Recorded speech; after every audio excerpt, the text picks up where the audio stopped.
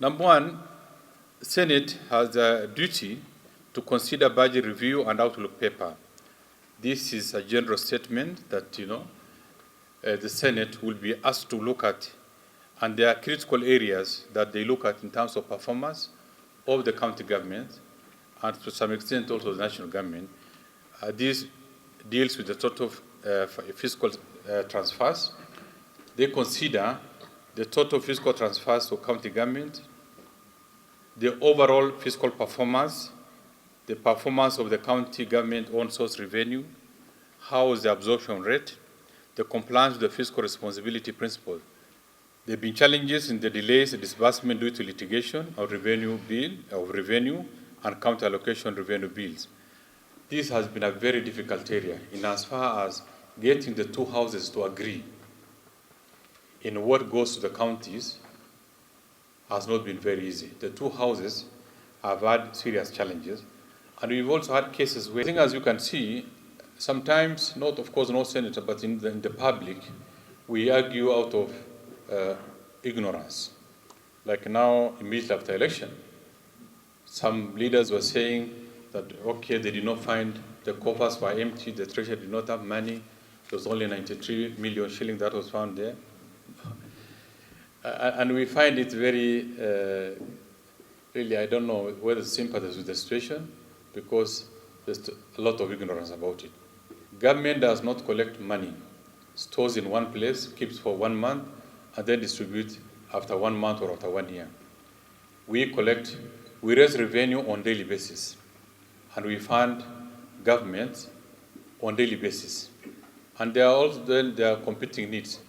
Salaries at this level, how much do we give to counties, how much do we give to the national, to parliament, how much goes to the judiciary, how much do we use to settle debt, a number of things, the competing needs.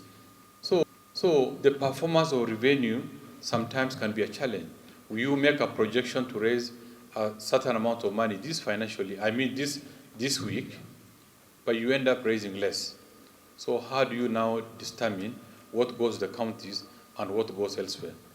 So the low performance of revenue raised nationally impacts on our disbursement, not only to the counties, but also to the rest of government. And we've also realized that over time, the counties have over-relied on the equitable share and completely ignored own source revenue. If you look at the county councils and the municipal councils of those times, they collect more revenue than the current one.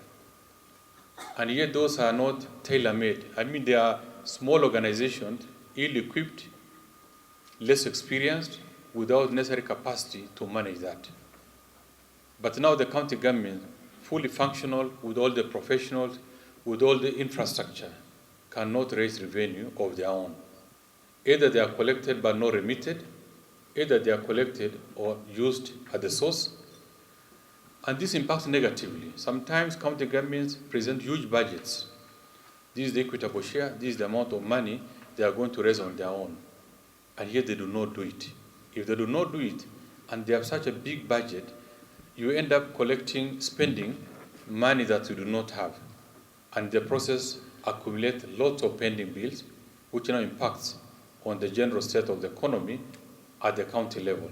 Because from where I sit, the Senate has no established authority in as far as managing the matters of the county government. Why I say this, one of the critical roles of Senate and the National Treasury is to ensure that there is prudence in management of public resources. Is this being done? I highly doubt. You remember that in law, the Cabinet Secretary of the National Treasury has powers to stop transfer of equitable share to a county when he finds that there are challenges that is either deal with either accountability or generally prudence in financial management.